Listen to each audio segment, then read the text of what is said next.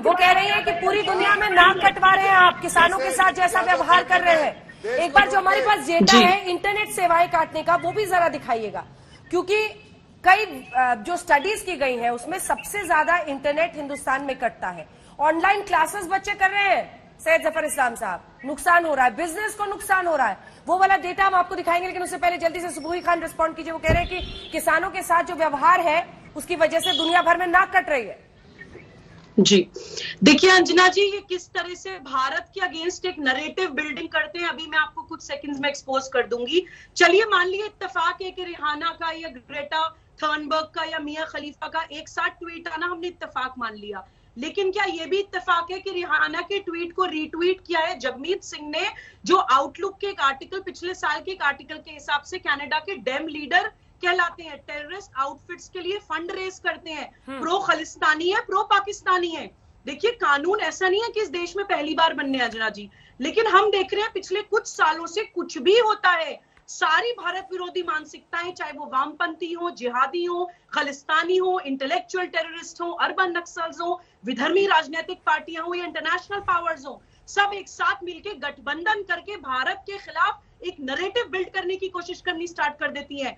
मैं समाजवादी पार्टी और कांग्रेस की यहाँ प्रवक्ता बैठे उनसे पूछती हूँ कि अगर आपको इतनी चिंता है किसानों की, तो क्या आप नहीं जानते कि एग्रीकल्चरल इश्यूज संविधान के कॉन्करेंट लिस्ट में आते हैं, केंद्र भी उन पे कानून बना सकती है और राज्य सरकारें भी बना सकती है। अगर आपको इतनी चिंता है तो आप राज्य के लेवल पे क्यों नहीं बनाते हैं किसानों के लिए कोई कानून? आपको ना कोई चिंता है, ना आप किसानों के साथ हैं, आपको सिर्फ एक मुद्दा मिल गया है भारत विरोध करने का और मोदी विरोध करने का, उस शीर्ष नेतृत्व का विरोध करने का जो भारत विरोधी मानसिकताओं के सामने फियर्स वॉरियर की तरह खड़ा है। जो आदमी, आप उसको हरा नहीं पा रहे हैं सारे मिलकर, तो इसलिए आप झूठ बोलना स्टार्ट कर रहे हैं, आप अफवाहें फैलाना स्टार्ट कर रहे हैं। सुमैया राणा जी के खिलाफ कार्यवाही होनी चाहिए, देश का माहौल खराब हो रहा है, लाल किले की प्राचीर पे तिरंगे के अलावा कोई और झंडा फैलाया जा रहा है और आप अफवाहें फैला रही हैं नेशनल टीवी पर बैठकर। शर्म आनी चाहिए आपको। ठीक है, एक रिस्पॉन्स आ जाए, फिर सोनम महाजन और दिनेश वार्ष्णेय जी, मैं आ रही हूँ।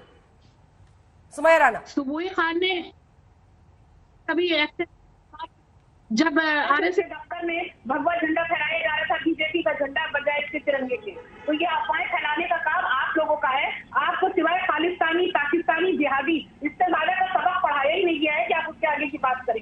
और जहां तक रही किसानों की बात, किसानों के साथ समाजवादी पार्टी सरकार शुरू से खड़ी हुई है। और उसके अलावा मैं एक बात यहाँ पर साफ कर दूं कि आपके खिलाफ या बीजेपी की नीतियों के खिलाफ बोलने वाला खालिस्तानी और जिहादी और पाकिस्तानी नहीं हो सकता है। पिछले कुछ सालों से जब से भारतीय जनता पार्टी की सरकार आई है, वो किसी भी आंख उठाने वाले, सर उठाने वाले लोगों को फौरन आतंकवादी, उग्रवादी, खालिस्तानी, जिहादी बना देती है। तो समाजवादी पार्टी से बोलिए ना, समाजवादी कांग्रेस से बोलिए ना, जहां पर आप लोगों का राज है, कम से कम वहां पे तो आप कानून बना सकते हैं।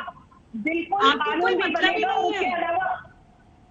आप फालतू की बात करिए। देखिए, सिवाय भारत विरोध करने के आप कुछ भी कर लीजिए। अब राज सत्ता और समाज सत्ता दोनों जाग जाइए मैडम, अब देश का स्वाभिमान भी जागृत हो गया है, अब लोग सशक्त भी है, दिनेश वार्ष्णेय जी जागृत भी है और स्वाभिमानी भी है। दिनेश वार्ष्णेय जी और सोनम महाजन को दिखाई, योगिता बयाना भी जुड़ गई। जल्दी से दिनेश वार्ष्णेय और सोनम महाजन को, मैं लौट रही हूँ आप लोगों के पास। दिनेश वार्ष्णेय जी, इंटरनेट सेवाएं रोकने पर रिहाना ने पूछा है कि इस पर हम बातचीत क्यों नहीं कर रहे। आपको तो रिहाना का ट्वीट अच्छा लग रहा होगा, सही लग रहा होगा प्रोफेसर नहीं? मुझे तो हाँ अंजना जी, मुझे तो तब भी बहुत अच्छा लगा था जब मोदी जी ने कहा था अब की बार ट्रम्प सरकार, और जब कैपिटल हिल पर उसी टर्म ने गुंडागर्दी करवाई थी, मुझे तो वो भी बहुत अच्छा लगा था। मुझे तो वो भी बहुत अच्छा लगा था तब देश में कनाडा के प्रधानमंत्री जस्टिन ट्रूडो ने सपोर्ट किया फार्मर्स को। क्या गलत है? अंतर्राष्ट्रीय युग है।